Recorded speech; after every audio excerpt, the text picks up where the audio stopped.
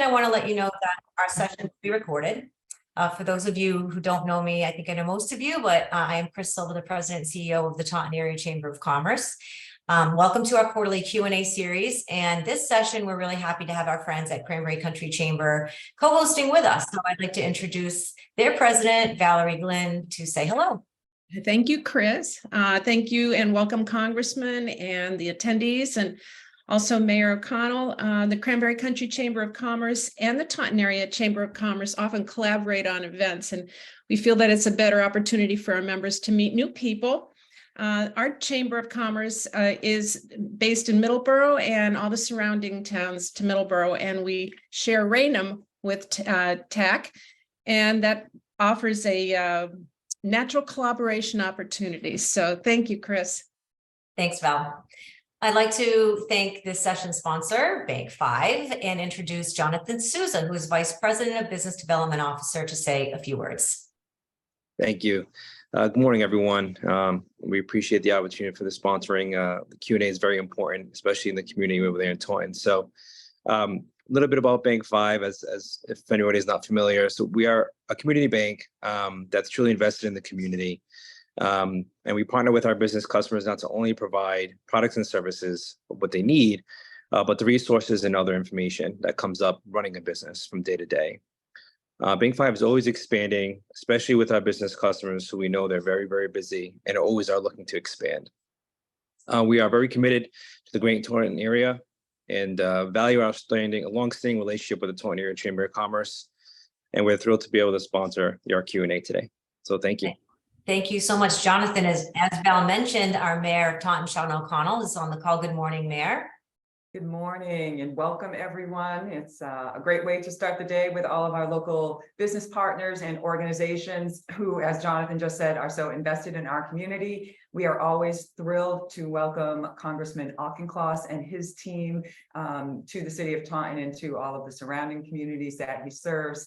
They are very engaged and responsive, and we really appreciate that. And also want to thank him very much for the earmark, the $5 million earmark he secured for a bridge that serves Taunton and Raynham. So they are always working very hard for us, and we thank him for being here this morning. Thank you very much, Mayor. So we are very honored to welcome our guest, Congressman Jake Auchincloss, today. Congressman Jake Auchincloss is serving his second term representing the Massachusetts 4th. In addition to his work on the committees for transportation and infrastructure and the Select Committee on Strategic Competition between the United States and China, his areas of focus include healthcare, clean energy, and gun violence. Jake was born and raised in Newton, Massachusetts, the son of a surgeon and a scientist. They showed him the value of curiosity and hard work. From the moment he could read, Jake loved American history. After graduating from Harvard College, Jake joined the Marines, commanded infantry in Afghanistan, and led special operations in Panama. Upon returning home, Jake continued his service as a 3-term city councilor for Newton. While working at City Hall on nights and weekends, Jake built a career in business, running product development at both a Fortune 100 insurance company and a cybersecurity startup. He has degrees in economics and finance from Harvard University and MIT Sloan. Today, Jake lives in Newton with his wife, Michelle, and their children, Teddy, Grace, and brand new Audrey, along with their Labrador receiver, Donut. So now I'll turn it over to the Congressman for some opening remarks. Thank you for the warm introduction. It's always good to be with the Taunton Chamber, and a special hi to Mayor O'Connell, who's been such a partner in the last 3 years. My staff and I really value the collaboration and what we're able to deliver for Taunton together. And I also want to give a special hi to Cynthia Sierra and congratulate you in front of your peers for the Lifetime Achievement Award, again, which is so well-deserved. You've done such incredible work. Thank you, Congressman Auchincloss, and pleased to work with this amazing team. Thank you so much. I'm going to be brief because we're going to go into policy in the Q&A. Really, my opening remarks are less about specific policy and more about an orientation to the next year and a half that we have ahead of us. We're gearing up for a presidential cycle. And, you know, the cattle call in Des Moines, Iowa has already started with the GOP nominees, and President Biden has obviously announced, and none of us have a crystal ball but it is going to be ferocious. Let's be real. I mean, it's just going to be absolutely ferocious. And there's specific things that I think we need to do as a country to secure the integrity of this election. I'm happy to talk about that in regards to deep fakes and AI generated disinformation. But what I really want to impart to all of you is don't allow the rhetoric that we're about to hear over the next 18 months to demoralize you. Because we've seen this show before and it's not pretty. I mean, I turned off the debates in 2020. It was unwatchable. Dial down the volume of American politics for the next 18 months and instead just look at what's actually happening. Because what's actually happening is much better than what you're going to be hearing on cable news and social media and various campaign outlets. Here's what's actually happening over the last 2.5 years. Republicans and Democrats have come together and we've invested in infrastructure. Both parties came together. That's fixing bridges, making sure we got clean water, improving the walkability of our downtowns, ensuring public transit and internet for rural and semi-rural communities. Strong bill. We have come together for gun safety legislation that both parties could support to make our schools and communities safer. We have come together to invest in domestic manufacturing and basic research to make the American economy more competitive as we try to outcompete the Chinese Communist Party. We have come together to help heal and protect our democracy with the Electoral Count Act reform, which would close some of the statutory loopholes that Donald Trump tried to exploit on January 6, 2021. We have come together, Republicans and Democrats, to support Ukraine, fighting on the front lines of the free world. And just recently, we came together to raise the debt limit, to pass a bipartisan compromise that frankly neither side much cares for, but that is tolerable, and that is ensuring that the center will hold and that we can protect people's retirement accounts, protect this historic economic recovery that we have seen over the last 2.5 years, and that will ensure the United States geoeconomic standing on the world stage. So a lot has gotten done. It's actually been a historic period of legislating over the last 2.5 years.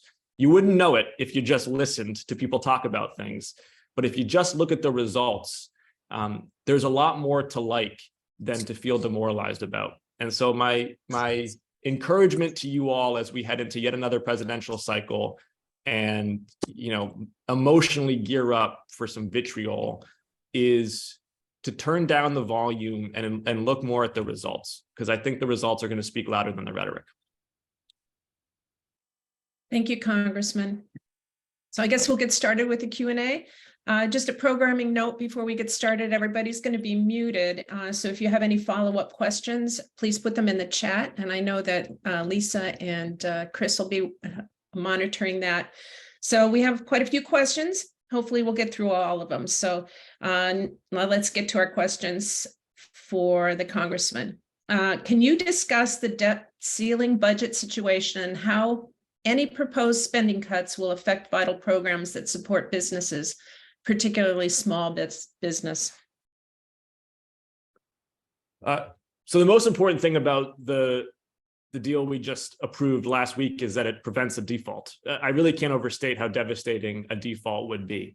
In the last 2.5 years, the economy has added about 13 million jobs, had a historic recovery, and this could have unwound all of it. It would have crushed retirement accounts. It would have certainly tipped us into a recession where consumer spending would have been cratered, and it would have severely undermined the US dollar on the world stage. 2/3 of small business owners in a recent survey said that a default would hurt their business directly. And I think, frankly, the right answer is 100%. 100% of small business owners would have been negatively affected by a default.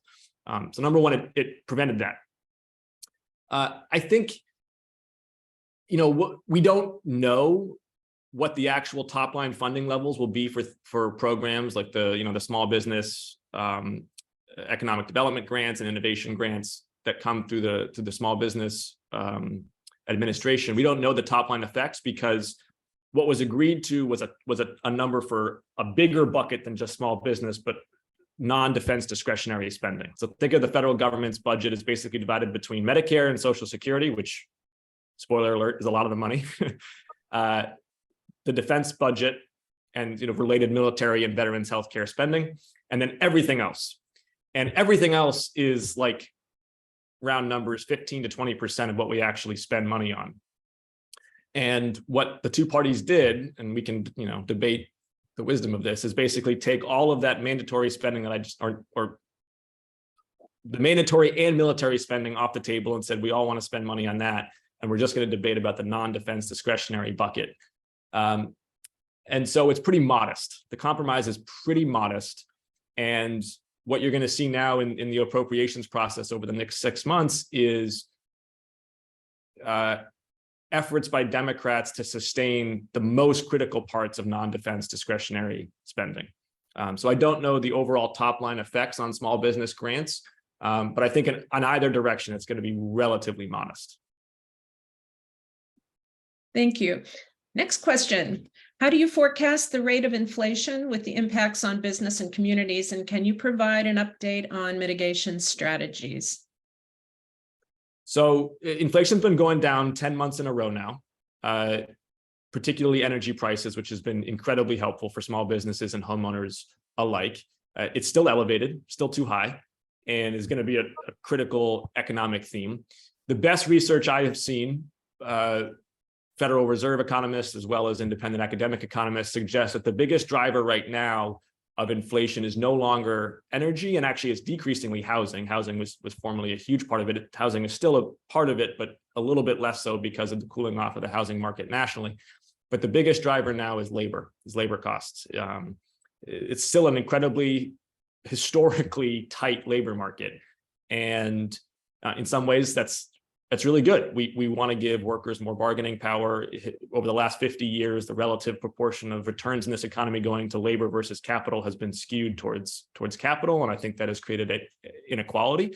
But obviously it does affect businesses' bottom lines, and it does drive the top line inflation number.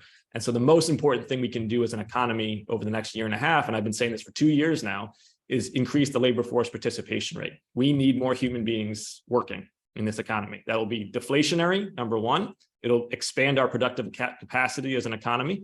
And it's just good socioculturally for our country to have more people engaged with their communities by helping to build things.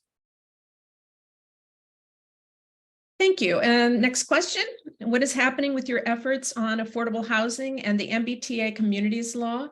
How hopeful are you for the progress in these areas given the divisions in Washington? There's not going to be, monumental housing legislation passed in Washington under divided government. That we worked very hard last term when Democrats had House and Senate and the presidency to expand the low-income housing tax credit program. I voted in favor of that. It's a good program. It's a program really that both parties should be behind, because it's not it's a market-oriented program to induce more construction of permanently affordable housing. It's been effective. It's proven. And it's market-oriented. I've been a big supporter of it. I think it's highly unlikely we pass anything related to that in this Congress.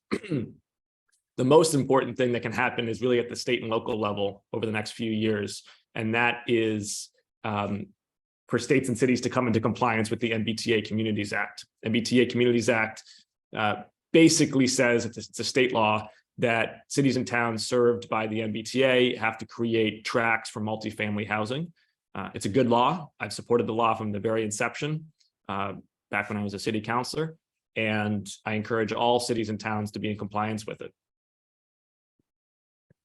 Thank you. What's happening at the federal level to address the labor shortage and the retention and development of the workforce? So there's good news and there's frustrating news. The good news is that more Americans are working right now than ever before. And actually labor force participation rates have been going up, and for some cohorts, or actually most cohorts, I should say, are surpassing even pre-pandemic levels. So, a year ago, this conversation would have been very different. A year ago, the labor force participation rate and the labor market indicators were pretty concerning. And what has happened is, frankly, a lot of people have gone back to work. And there are some elements at the federal level that are probably going to be even more encouraging of people going back to work. One example would be the changes to SNAP benefits that were agreed to in the debt limit vote, which they're super technical, but the core idea is that for older workers who are able-bodied, their worker requirements are a little bit stricter now. They have to demonstrate work or volunteer hours. And in exchange, we made it easier for people in the foster care system, veterans, and those experiencing homelessness to access those benefits. So it was a compromise, Democrat versus Republican, but it probably will have a net effect, I think, of slightly higher working rates. The single biggest tailwind that we have, though, for our labor force participation has been immigration. Immigration rates are back up to pre-pandemic levels, roughly, after really being restricted. The purported surge at the border with the ending of Title 42 hasn't happened, and I think the Biden administration gets a lot of credit for that. They've been relentlessly criticized for what they've done with the border, but the Biden administration has actually, I think, been quite proactive and proficient in preventing humanitarian issues at the border, and also welcoming legal immigration through programs like Uniting for Ukraine, which welcomes Ukrainians fleeing the war in and provides housing and employment for them. So because of immigration, we're seeing a slight, is helping the labor market. The challenging news is that there is one cohort that is still under participating in the labor market, and that is prime-aged men, prime working age men. We are still seeing that there are millions of men who seem not to be working, not getting an education, not volunteering, not helping with childcare or homework or housework. And we just passed bills to support infrastructure and manufacturing. We need these guys out there contributing. They need to get out there. Chris? Yes, I will You have some jump in. questions? I will jump in with the remainder of the questions. Thank you very much, Val. So the next question we have is very specific to one of the towns that we cover, which is the town of Dighton. And the question comes from one of our members of our board who serves on the Dighton Development and Industrial Commission. So Dighton has two state highways, Route 44 and Route 138, that provide access points to commercial land in town, but the lack of sewer inhibits the development of those parcels. What federal grants might be available for towns such as Dighton who have this issue to install sewer along these corridors? Yeah, this is the single biggest issue we encounter with economic development outside of 495. Inside of 495, it tends more to be about transit infrastructure. Outside of 495, it's more about water infrastructure in terms of spurring economic development. Good news, obviously the bad news is water is unbelievably expensive. The good news is that there's more money for water infrastructure than there has been, I think, literally in my lifetime, and probably a lot longer than that. Between the American Rescue Plan, which was an initial surge of federal funds to the states, which is eligible for infrastructure use, then the bipartisan infrastructure law, there is a big bucket of federal money, and it's accessible really two ways. One is through direct federal grants, and then the other is through the state. The state has existing programs for water infrastructure. My strong counsel, and this is what we say when we sit down with each town as we're planning out our infrastructure support every year, is start local and move up. So get local buy-in for the project. Make sure that the town is willing to put money down. Get it on the state's prioritization docket with your state rep and state senator, and then go after federal grants, because the federal grants are going to go to localities that already have local and state support. Don't Uncle Sam only pitches in when mom and dad are paying for some part of it. Yeah, that makes complete sense.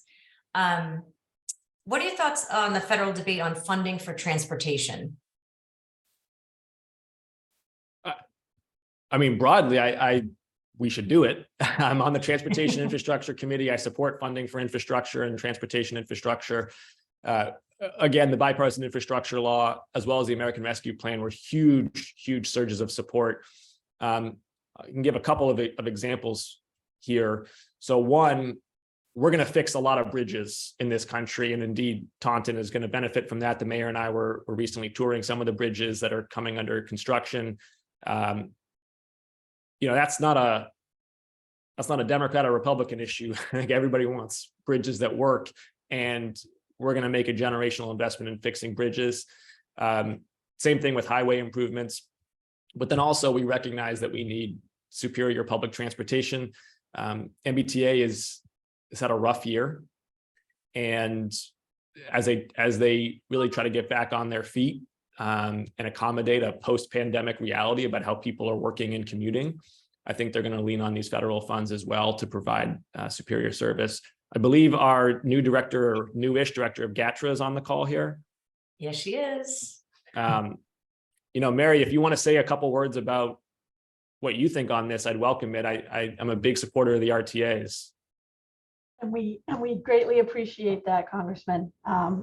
We would love to remind people, though, that while you talk about the MBTA, they only move Boston, and they really need the rest of us across the entire state. There's 15 RTAs that really need to work with that. And it's important when we have these funding conversations that while Boston is important, we cannot be Boston-centric. We need to move people here. We need to move people in Worcester. We need to move people in Springfield. So we have used up our CARES Act money. We are done. So we thank you for that, but we're now back on normal funding, and we need to see how that will work in this post-pandemic era. Yep, makes sense. Thank you, Mary Ellen, for jumping in on that. Next question is, could you give us an update on the student loan forgiveness legislation? Do you believe it or some form of it will pass? And if vetoed, do you believe the president can override? So it's 3 questions there. So first, the student loan forgiveness was done by presidential directive under the auspices of a 2003 law that he purports allows him to do it. The law was originally designed for veterans of Iraq and Afghanistan, and he had an expansive interpretation of it for all students during a national emergency. So his argument, his administration's point of view has been they don't need legislation to do what they're doing. They had legislation, and he issued a rulemaking that did student forgiveness for people, I think, under $20,000 of up to $20,000 of debt forgiveness. I had indicated previously I thought a better use of federal funds when it came to debt forgiveness would have been on medical debt, which is the biggest driver of bankruptcy in this country, and I think is more fair, more effective. But the president has made his decision. I would ignore sound and fury from Congress on this, because he will have the votes to override any legislation, and he will veto it, and then he will have the votes to override it. So legislation is not what's important when it comes to the future of this. The future of this over the next year and a half is about the Supreme Court, which will be issuing a decision in the months to come. That's what to watch for the future of debt forgiveness. Thank you. So I got to hear a little bit about this when we had our visit to Airborne back last month, but can you give us an update on your work with the Select Committee on China and how that might impact our area? Absolutely. So this is a select committee, meaning that it's not an ongoing committee term over term. It's a committee put together by the speaker and the minority leader of handpicked members. It's bipartisan. It's been another bipartisan element of this Congress, where really, I think thoughtful members from both parties have come together to try to craft tough but far-sighted statecraft regarding the biggest adversary of the 21st century, which is the Chinese Communist Party. And my biggest contention in all of this has been that while there are a lot of questions about the Sino-American relationship that require us to think about what China's doing, and they're doing a lot, obviously, the most important questions are actually about America, not about China. If we have a thriving, flourishing democracy with strong rule of law and a cohesive civic culture, if we have deep and liquid capital markets, if we have quality infrastructure, if Every third grader in this country is proficient in math. If we invest in R&D that drives new innovations and higher standards of living, if we have a good business environment with streamlined regulation and tax policy that makes it easy to commercialize that innovation, if we do all of these things, the unglamorous basics, we're going to win the 21st century, just like we have flourished over the last 250 years. These are the unsexy basics that we need to focus on and not get so wrapped around the axle thinking about what the Chinese Communist Party is doing or not doing. Because frankly, our ability to influence the Politburo and Xi Jinping is pretty limited. There's 1.4 billion people. They're a highly talented civilization. They're sprinting ahead. And our question should not be so much what roadblocks can we put in their way. Our question should be, how do we run faster? Absolutely. This is the last submitted question, and because we do have time here on the call, if those of you out there have follow-up questions that you've been pondering, please put them in the chat. Any new topics, please put in the chat. This is the last question that's been previously submitted. How can our membership advise and be of assistance to you and your office, both locally and in Washington going forward? We'll have an ongoing dialogue with Dana, my district director, with Jenna, who's our senior district representative, and making sure that we know about the issues that are affecting you on a day in, day out basis, whether it's labor force participation, whether it's the small business grants that come out, in line with compliance guidelines. I'm always happy to write letters of support for specific endeavors that the chamber or other entities are applying for. We try to work closely with state and local representatives on infrastructure and economic development projects, and the business community's input in that is critical as well. So really, it's just about ongoing conversations. I don't think about these things here in the Massachusetts 4th as political. This is about how do we all win together. Great, thank you. There are a couple of them in the chat, and one of them I think is to me, so I'll go ahead and ask this one. With the Fed's hikes at the end of last year, we've already seen results such as the runs on the bank that had FDIC step in, Silicon Valley, Signature, Silvergate, and First Republic. It's also very likely to see in the time to come that commercial land loans be tightened by smaller banks. Given the hike in the debt ceiling, how would you say it is proposed that then money can be allocated to the places that would be best allow for economic development from smaller, more local businesses? I'm not sure I 100% understand the question, but let me give an attempt just to respond to I think the general thrust here. One of the strengths of the American financial system is our regional and local banks.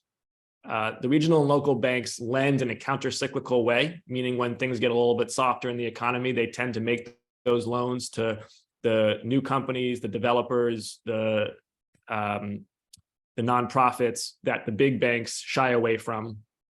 And they also do relationship-based lending and banking that really provides ladders of opportunity and mobility to Main Street. So I'm a strong supporter of small and regional banks and have filed legislation to try to support them. And also during the banking meltdown, had a very clear and early position that we needed to create a firewall that was going to prevent what was really some pretty unique situations with First Republic and Silicon Valley Bank from toppling into small and regional banks that actually are well capitalized, are solvent, and do not have any systemic problems. But as I think everyone on this call knows, bank runs are not economic, they're psychological. And if the psychological hysteria tips into otherwise healthy banks, that's it. It can be over in the Twitter era in a matter of hours, not even days. And that was successful. We created that firewall, and I think a lot is stabilized. The point of the question I think is incredibly important here is about commercial real estate. This is a very predictable crisis coming up. Everybody who can read a balance sheet is seeing this. Commercial real estate, because of the pandemic era shifts and because of interest rate increases, is taken a topple that I think is almost unprecedented. And the banks know this and the regulators know this. What is not, and I don't think the answer is not for the federal government and taxpayers to give the banks money. That's not, I think, the right answer. The right answer is for regulators and bank managers now, while this is still a pending and not existential crisis, to look at their balance sheets and to start insulating and planning for what happens when these start to get marked to market. I think with solid fiduciary planning, this does not need to become a crisis. Thank you. A few more questions in the chat. This one is very timely about AI. So with the rise of AI technology, do you think Congress needs to act to make sure the many jobs are not eliminated and protect from unscrupulous actors creating misinformation? Yes, I don't, I'm not in the camp of AI is going to destroy a bajillion jobs in the next 5 years and the whole economy will be different.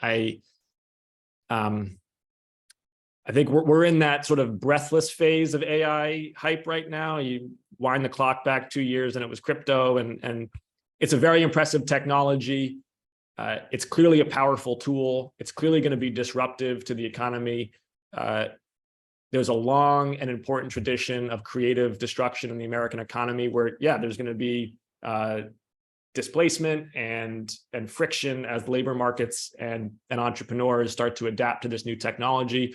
I hope we see changes in healthcare and education and financial services and insurance and graphic design and movie making to amplify human creativity and productivity.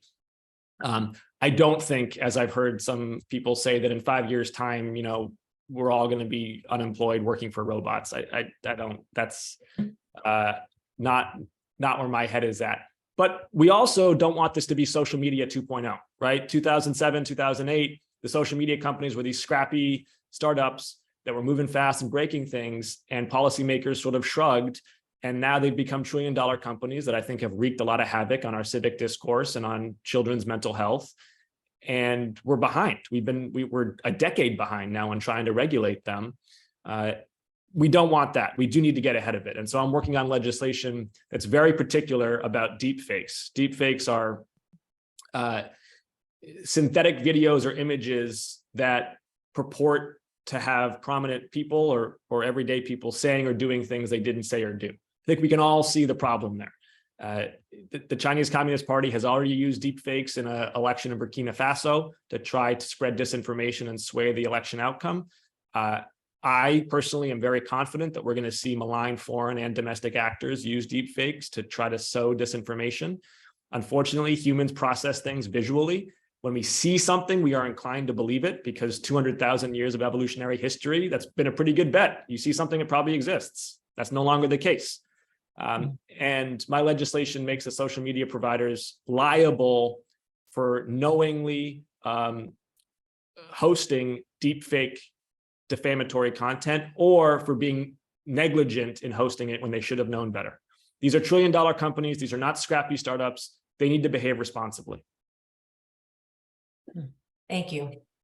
One more submitted question. As a parent of an elementary age child, gun violence is a constant worry. What do you feel could be realistically done to pass gun safety reform, and how can members of the community help? I so appreciate the question. I got 3 little kids at home, and it haunts me too. And that's even coming from a state like Massachusetts that has the best gun safety laws in the union.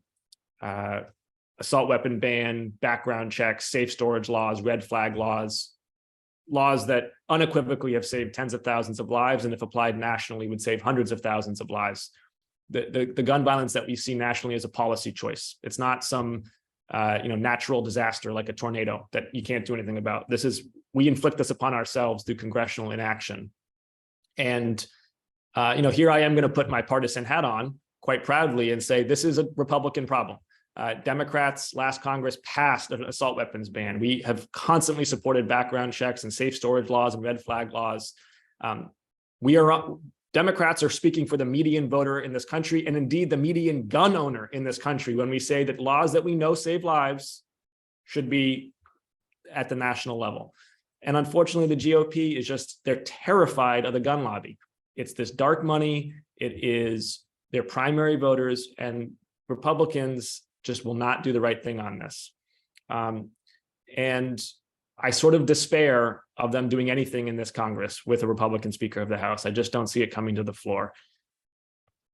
At the very least, I would like to see two things. One, we've got to make the gun manufacturers liable for their products. In 2005, Congress shielded them from liability in a way that's unique to their industry. I think that's unconscionable. They have technology that can prevent unauthorized access of their weapons, particularly children's access of those weapons. If they're not using it, they should be liable to be sued for firearm deaths. Number two, we've got to empower the ATF, the Alcohol, Tobacco, and Firearms Bureau, to go after ghost guns. This is not a new law. This is already illegal. You cannot, as a website, sell a receiver and then say, hey, we can't sell you the stock, but go to this website and buy that. No, that is knowingly creating an unserialized weapon for a consumer. It's illegal, and it's got to be cracked down. Thank you very much for that. We're out of submitted questions, but take a moment to open it up for anyone else who is joining us today to have any follow-up questions, thoughts, before I allow the Congressman to wrap up with us and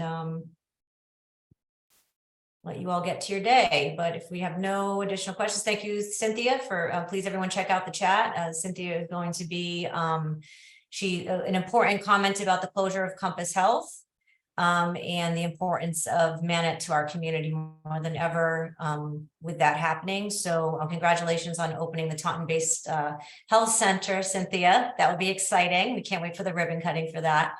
So I wanted to mention that as well. So if no one has any additional questions, I'll let the Congressman say a few last words and we will wrap up for the day.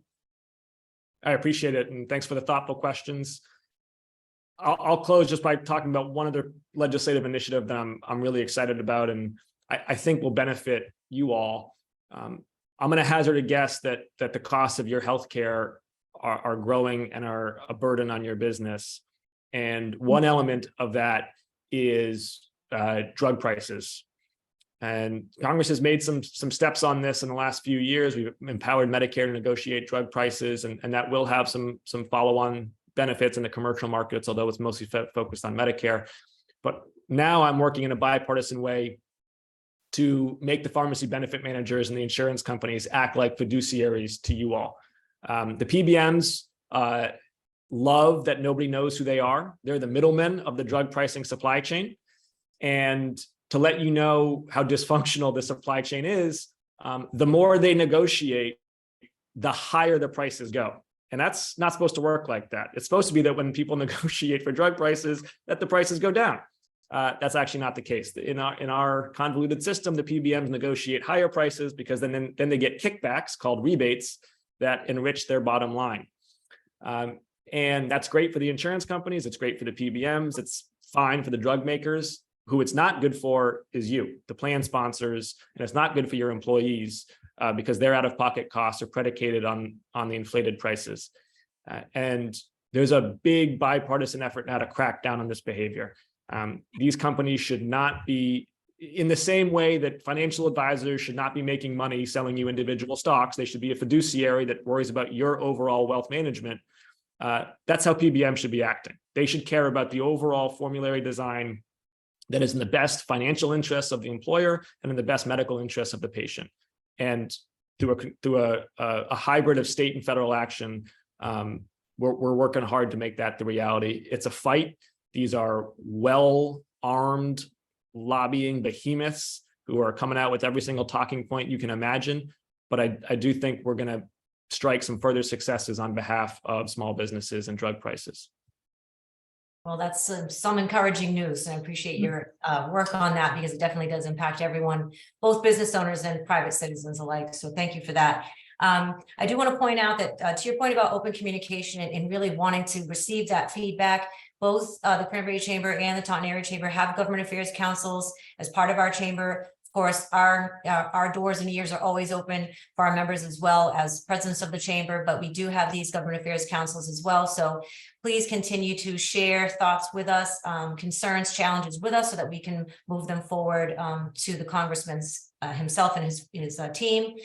A couple of programming notes, if you'll oblige me for a moment, and Valerie as well. We have next week a coffee and conversation at the Boys and Girls Club. I see a few folks from the Boys and Girls Club on our call today. So it is at Camp Riverside, the gorgeous camp over there in Taunton, and we'll have a little coffee and conversation next Tuesday morning. And we still have room in our golf tournament, which will be on June 26th. And the weather has to be better than last year. I'm trying to guarantee that. It can't be worse.